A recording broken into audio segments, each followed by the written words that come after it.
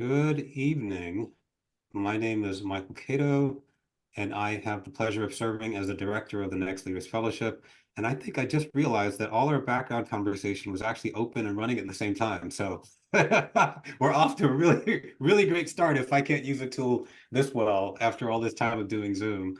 I'm looking forward to this evening's conversation. We're hoping to do a couple of things. We'll spend a little time setting an like a background of what the program itself is, what the Next Leaders Fellowship actually is. But we want to spend a lot more time having conversations with the fellows who are joining us tonight. And I'm excited that there's so many here tonight because I think at this point we're up to half of both classes. So, which is really awesome with the 24 people across both classes. So thank you all so much for taking the time tonight. I want to ask of the fellows who are just joining, if you could add a parenthesis at the end of your name with the NLF in your program year, so that when you're giving commentary, the attendees can tell which year that you're in. Okay, so for all of our participants in this evening's conversation, we will be paying attention to the Q&A. If you have questions, feel free to put them in there. I've got a bunch of questions to get us started. We'll spend a little bit of time describing the program, but not that much because we know there's a lot of information already on the website and in the applications. But what we're really hoping to do tonight is to cover some of the questions that we often get about the program, especially for people who are considering applying. Since we're accepting applications through the end of the month, and we want to make sure that we give as much information as possible. We will be recording this experience. We're recording it now, and we'll post the video of this recording on the website, so it'll be available later on. All right, so with that, let's just go ahead and get started. I think maybe the easiest way for us to do this is with just a couple of slides that we won't spend too much time on.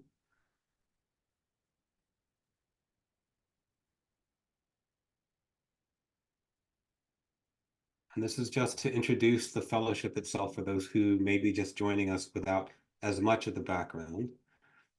But this going from the website, that the fellowship itself, we're pursuing a vision where all IT professionals have the opportunity, support, and advocacy to achieve senior leadership roles, right? So this is all about how do we create an environment that we can then propel ourselves forward.